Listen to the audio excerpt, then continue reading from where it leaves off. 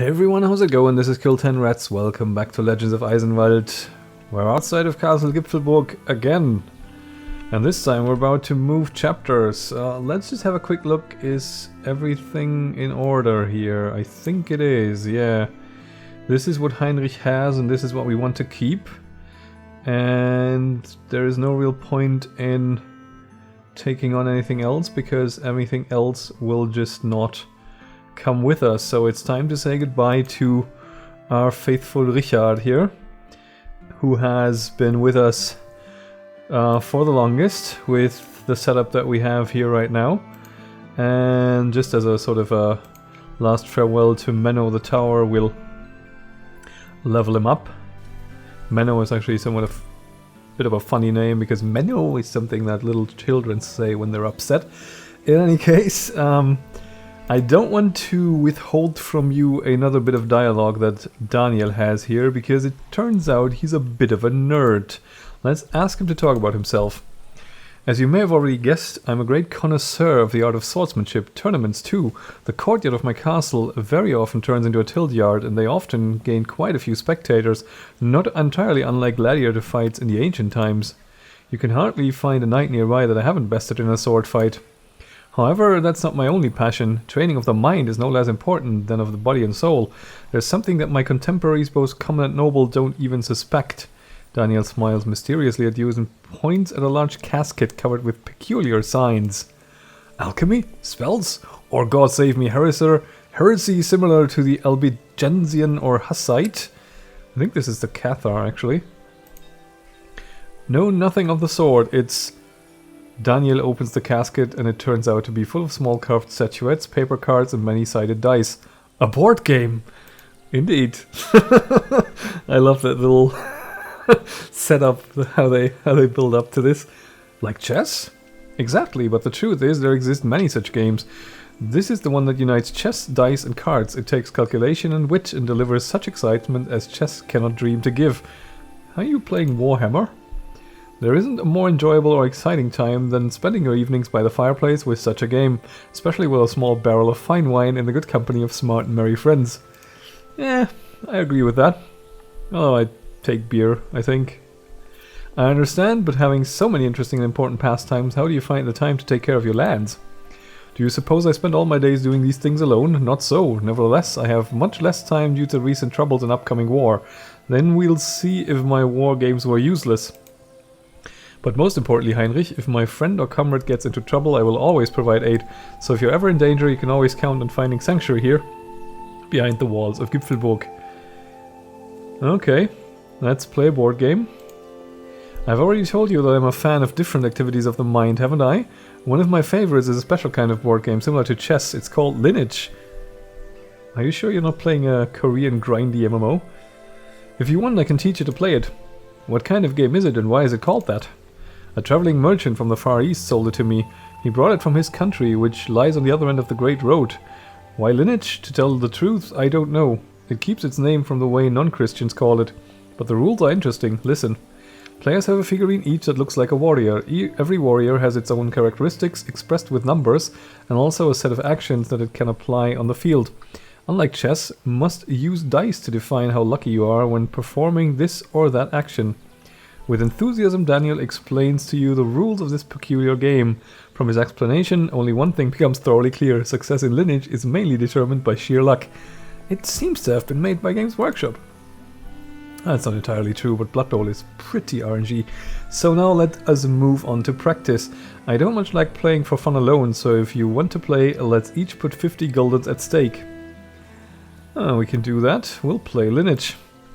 I'm always ready to entertain my guests. Here, I'll take out the figurines. The bet is, as usual, 50 guldens. Daniel sets out the figurines. Before the beginning of the game, you decide to clarify your tactics. Which kind of warrior will you emphasize? Are you a wizard? Okay. What the hell? You and Daniel play for a long time with great enthusiasm. You don't think at all about which warrior you move and where.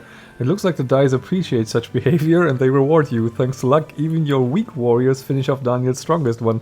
You win the game. Thanks, Nuffle. Praise be to the god of dice. Well, you play quite well, Leonard. You even managed to beat me. I admit I did not expect that. Here's your prize. Okay. And I think we can say goodbye to him now and see how that whole, you find sanctuary thing and such works out. Well, Daniel, it's time for us to say goodbye. I must hurry to the north, to Rotwald. I'm afraid you'll have to linger a little. A minute before your visit, some man from the Chancellor burst into my room and demanded to see you immediately. And here you are. Greetings once again, Heinrich. Heinrich. I don't know what happened there. Heinrich. Forgive this intrusion, but I bear dire news. In the name of the Duke, I'm ordered to arrest you and bring you to the Chancellor in the castle of Ostenbuckel in Rotwald. Now there's a surprise. Arrest, of course. Sterch decided to insure himself against any risks. But this time, Alban, do you believe I will obey so easily? Do you have a choice? We're in the lands of Daniel von Trever, and he is a loyal liegeman of the Duke. Am I correct in that assumption, my lord? You are. I must assist him in your arrest, Heinrich. There we go. That much for sanctuary and whatnot. You see, Heinrich, you have no choice. I'm sort of inclined to disagree, but the game won't let me. So, here's where the whole ludonarrative dissonance, the ludonarrative disco balls come in. Because I am objectively strong enough to kill all these idiots. But of course, within the context of the game mechanics. But the game is not acknowledging that. The game is arresting me now, and I can't do anything about this, which is somewhat annoying, but understandable. So I guess we, quote-unquote, have no choice, even though we kinda do, they just don't give us one. However, it would be brutish if I would even think of abandoning a friend. I shall travel with you, Alban, and I will personally see to it that no one does harm to you, Heinrich. Alban gives Daniel a scrutinizing glance, but nods his head in assent. Very well, but we must make haste. Heinrich, as Count von Trever has taken you under his protection, you will not be permitted to bring any of your party. Come alone, bring only your most humble possessions. I don't know what that exactly means. I guess it means we'll lose a lot of money in all our inventory. I hope we keep our items, though. So let's see how it goes. Well, yeah, that's what I kind of sort of bemoan, but at the same time, there's not much you can do from a game design perspective. The character just becomes like balling out of control strong at some point, and no authority really feels like a threat anymore, even though it should. So I guess it's okay that we submit here. I mean, maybe we do it for honor. I have the one you requested, Your Grace. Good, leave us. Well, I'm happy to see you, Heinrich. I don't share the sentiment. Why arrest me? You have nothing to fear from me. Fear? I'm afraid you mistake my reasons. I have some sorry about that. Have some patience, and in time you'll understand. I know more than you think about Smeeta the Iron Millstone and about your unfaithful friend... What the hell? Let me just remove that blanket from my mouth. And about your unfaithful friend Berthold. About that amusing story that he told you about me and your father. And you deny it? Not at all, but the time for hiding has passed. You want to know the story? I'll tell it to you. Okay. According to the agreement with the Landgraf, I had to hand him the throne to the duchy. With poison, I would have easily been rid of the Duke and his heirs. I would also get the Emperor to inherit the title from the bloodline of Sidonia. Endelin, who was married to Sidonia, the daughter of the Duke, would become the duchy regent and his child would inherit the throne. Initially I wanted your father, my friend Leonard, by my side, but he didn't approve of my plan. Endelin sensed that this man could be dangerous in the future and needed to be rid of him. He didn't spare gold for the Raubritter to enter your lands and take the fortress. But before all this, the Landgraf wanted to take Leonard's life in a more, shall we say, dramatic fashion. 30 years ago, a sorcerer in the imperial court swore that he wished to carry out a punishment upon Leonard for a crime he had once committed against him. But, as is the law of sorcerers, they can only intrude in the lives of mortals if someone asks it of them, not of their own free will. So the time came for me to remind him of his oath. Despite Leonard's death, things didn't go as planned. Ludwig, the Duke's son, showed unexpected insight for a young man. He realized quite quickly that the death of his relatives was my doing, and he had enough cunning not to oppose me openly but wait in hiding. And while he remains, no one else has a closer claim to the Duke's throne. But the other thing is much worse. I got to know Endelin closer, and to my horror I realized that the man was mad. His pride is unlimited, and in his greedy hunt for power he won't stop for death. He's willing to squeeze all crops, all gold, and all the blood out of the 9 duchy cities and the surrounding lands to please his ambition. I am foreign to preaching about peace, but I am not foreign to the concept of fear. Yes, it is true, I feared the Landgraf and decided not to continue with my side of the conspiracy. But alas, it was too late. By that time, the Duke was already hopelessly ill. All his relatives were dead and Ludwig was on the run. Endelin didn't want to lose this chance, so he decided to take the throne by force. That is why he started the war against the duchy. Well, in this story, Werner von Sterche appear as a scoundrel and a cowardly wretch, which means I am loath to deny it as a lie. But what I don't understand is why am I still alive? Precisely, but you are of some significance. You are of some significance to me, and here is why.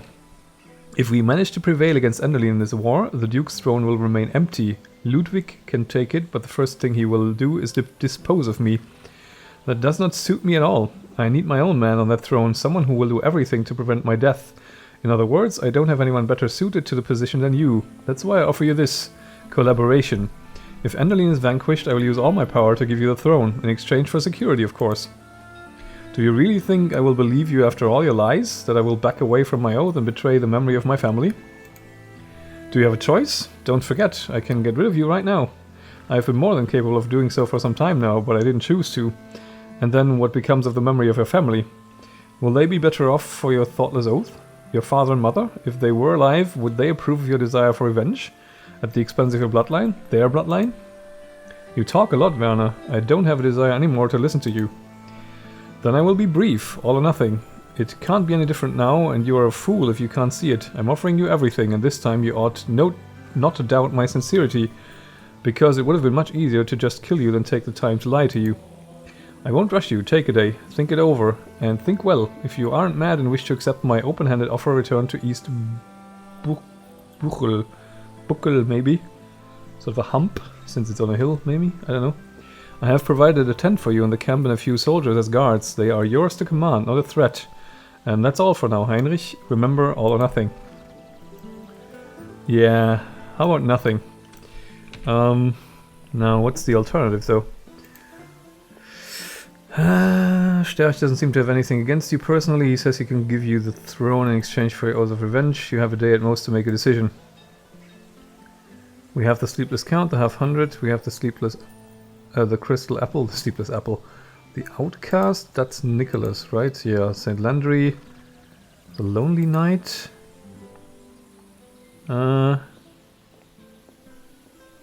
Okay, I think this is... I don't actually know what that is. And yeah, I think we didn't miss anything in the previous map, so that's pleasant. New Waldenschloss and Kreik Castle. Now, what do we have? We have 9,000 gold, which is surprising. We have the Ghost Horse, Crystal Apple, Feather, this thing, and we kept all our stuff. That's pretty good to begin with. Now, where is our tent? Let's go have a look. Is somewhere... Oh! Heinrich, finally! You took so long in conversation that I decided not to waste any time. I found myself a place within the Duke's camp and managed to get an idea of how things work around here. To be honest, I'm tired of the conversations I've had to listen to. Then I will spare you from the finer details. Fairly simple. We are in the south, the Landgraf is in the north, beyond the lake.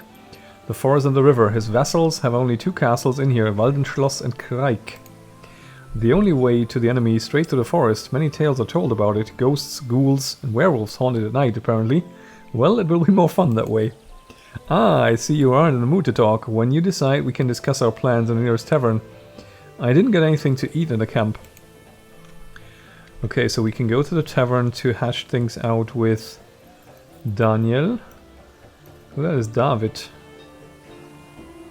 David does not send them away. He's even boasts he has a gentleman working for him who had previously turned his nose up at him. Okay, David. People say David is an old Jew. Well, David seems to be in the money-lending business. And the Red Wolves are here as well. Boy, are they gonna be happy to see me. Hey, fellas. No, nothing we can do here. Remember me? Okay, there's Lakeside and a mercenary camp, and I think this is an inn. Fichten's quarters. Everyone's present and accounted for, I guess. Okay, do we want to hire anyone? I think I'll hire the archer because he's cheap as hell. Yeah, let's hire some fodder. Just to take a hit if we have to. East Buchel's squad. Konrad von Buchel was called Frog Eater for his love of frog meat. Okay, where are we? This isn't... Are we in... I hesitate to say it. Are we in France? Okay, Fichten's quarters. They don't like us much either, apparently. Where are Heinrich's quarters, though? The Archbishop's quarters? Oh, there is the military camp. This is probably where we are supposed to be. There we go. Okay, we've got one of these guys and one of these guys. Right, let's just set it up this way then. I need a healer as well. Well, I've been to the village. Let's check the mercenary camp. Maybe there's someone there that we can hire. We do have a lot of money. Recruit. A duelist. Nah. Not really. Okay, let's head on into the tavern and talk things out with Daniel. See what he has to say. Hey servant, bring us beer and hot food and hurry up. Here, your grace. East Rotwald style veal with hot topping, pumpkin with cucumbers, stew. You again. I see you are not one to lag behind, Greta. Chicken soup, cabbage with spices, hot pancake with butter and 6 pints of beer. Will you be able to eat it all at once, your grace? All? Not really. I think I will burst about the time the cabbage arrives. Well, the reason I listed all is because some people like to say all or nothing. But sometimes all is much worse than nothing. Oh, that's sort of a reference to what he was talking about the previous map. Maybe a few weeks ago I would have been surprised at your knowledge. Who are you really? Hey servant, how long should I wait? I'm already coming, sir. God damn it. Okay. Conversation at the tavern, rumors, and conversation with Daniel. Even though people from West Rotwald have a camp here, the Landgraf is not around. He's still in his lands. Then we have to lure him out. We need bait, the apple. And I have my own worries to contend with. I swear I will have a revenge against both of them. The first thing that comes to mind is to defeat a few Rotwald armies and let a few of them return screaming about the apple that we've shown them. Sooner or later these stories will reach the Landgraf, and then he will make his move. Good, I will be able to do that, but Enderlin is not my only enemy. Interesting, if you don't mind me asking, who is the other? An influential person at the Duke's court. I can't kill him, but I can try to restore justice. And Ludwig, the lawful heir to the throne, will help me with that, but where to find him? I have no idea. Maybe he fled the lands of the duchy, but he couldn't have disappeared without a trace. There must be a way to find out where he is. How many rumors do we have? Okay, not that many. Let's listen to the legends. I know this is a bit of a text-heavy episode this time around, but this is always the case at the start of a chapter. Good people, let me tell you of how the abbey appeared.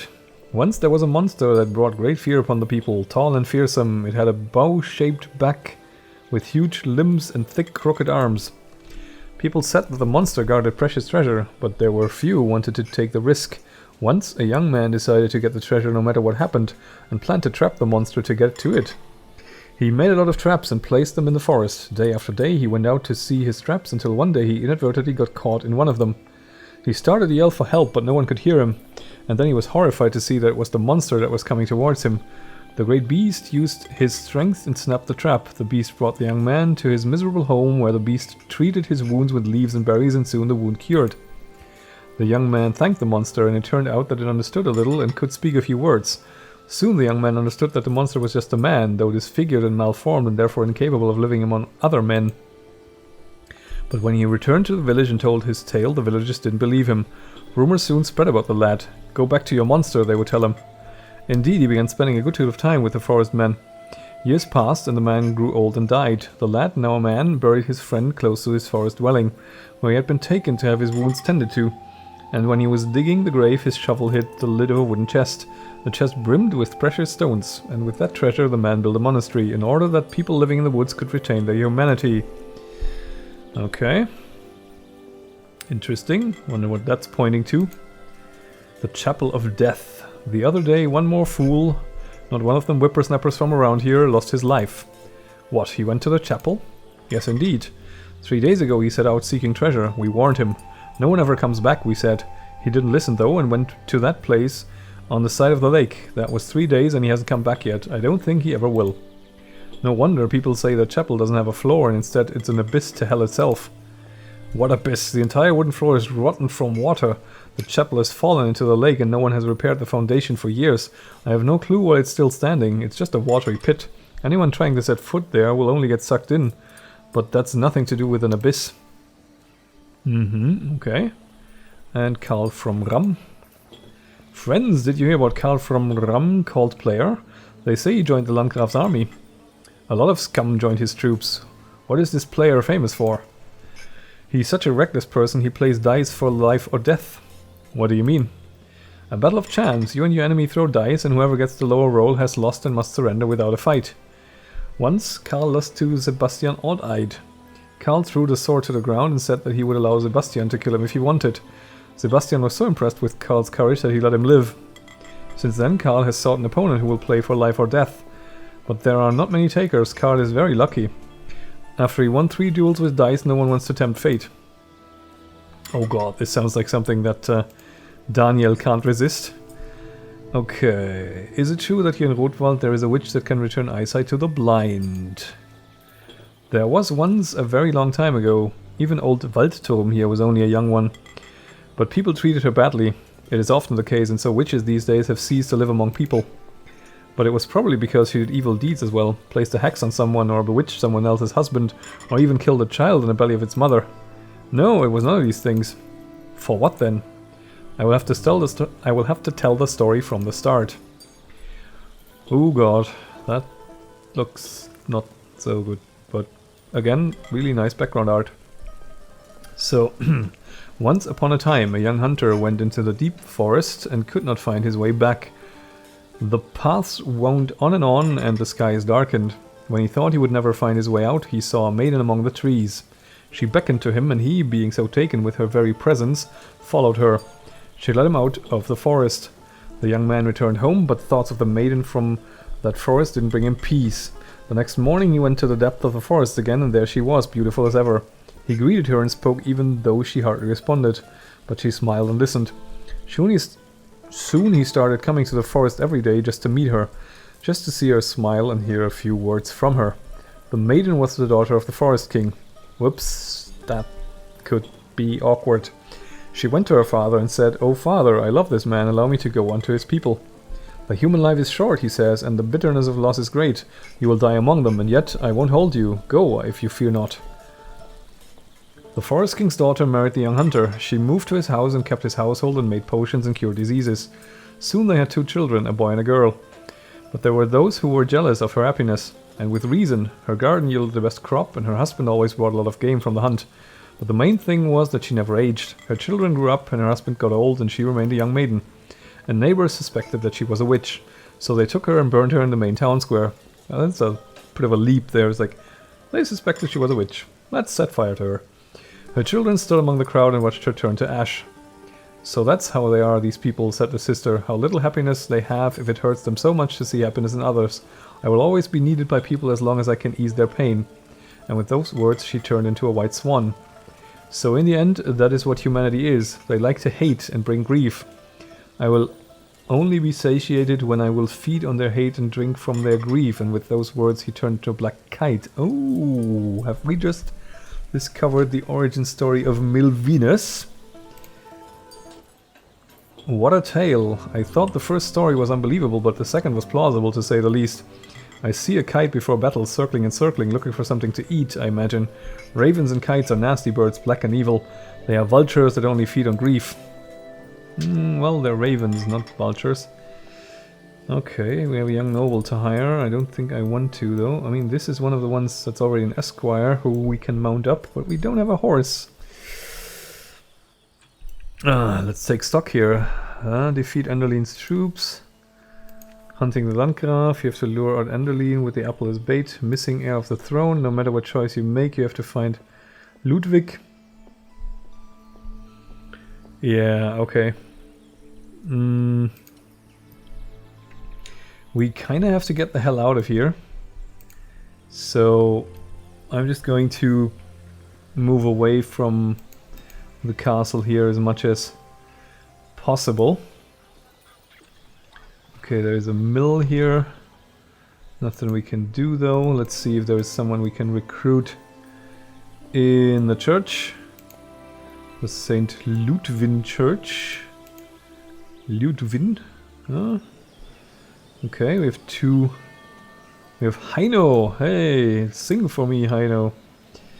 Okay, that will do until we find a healer, I suppose. Wait, anything else? Anything for sale?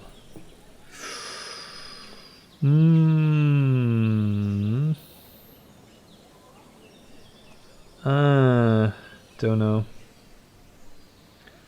Well, that's pretty cheap though. What are you?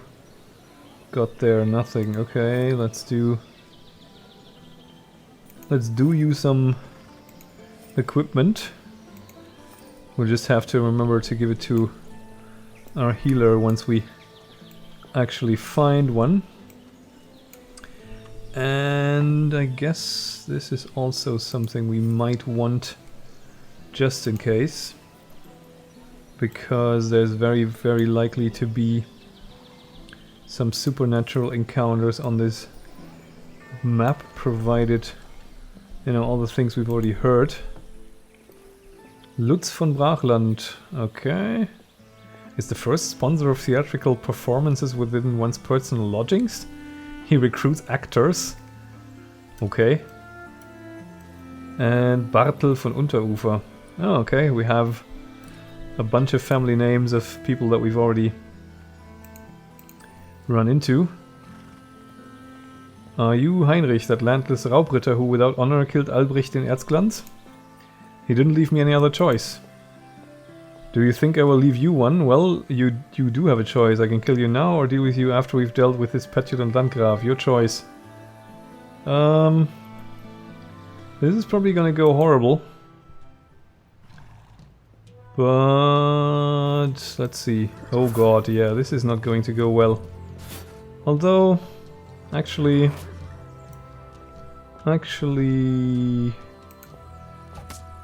sure. Let's do a little bit of damage. And a little bit more of damage, and he's unhorsed. Very nice. Oh god, now I can't get to him. That's annoying. We'll shield Heinrich. Alright. Oh, they're definitely doing their jobs though. Let's get you down and hurt you quite a lot. And then we'll get you down. Okay, yeah, that works. This is all you do with a mounted attack? Interesting. Very interesting. Let's give a blessing to Heinrich. And I can only attack this guy. Okay, no, I'll just retreat and give you another poke. We'll just obliterate this guy a little bit and then see how this goes.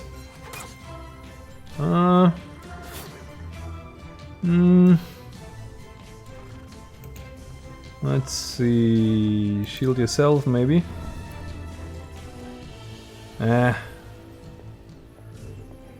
Okay. Shoot the healer again. There we go. You're down. That's fine. I think I might have to take a potion next turn. I can shield you again though.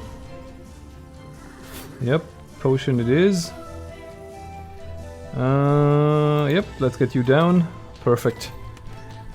And have a sip. Good luck with that, guys. You are pretty much done for. Meditate. Shoot the healer. Oh, their aim shot is probably gonna take me out now. That's not good. Not necessarily. Okay. Let's put a shield up again. And yeah, invigorate, okay. Shoot there again. I think I'm gonna take the other potion actually. Because then they'll have to charge up another round. I'll take one of them down and they're pretty much boned. Yeah, that works. Oh, perfect. Thank you so much for that. So the blessing up again. And now we've lost. Yep, there we go. And Heinrich leveled up. That's very nice. And we get a robber's sign. Very nice. And we're right outside the church as well. So we'll have no problem healing our dudes back up. Just wanted to have a little bit of a battle, you know. And it worked out. Okay, what are we gonna upgrade actually? Powerful strike. I think that's the one. Mounted combat is of course also interesting. But I think I'm gonna go with powerful strike. Because this is now our commitment to our two-handed build. Let's see what we can do with the robber signets and whatnot. You already have the holy water. You might as well take this then. Heinrich already has one. Alright. That was a bit of a long stretch of story and exposition. I'm not exactly sure what position this leaves us in, but at least we got to bash someone's head in to top the episode off.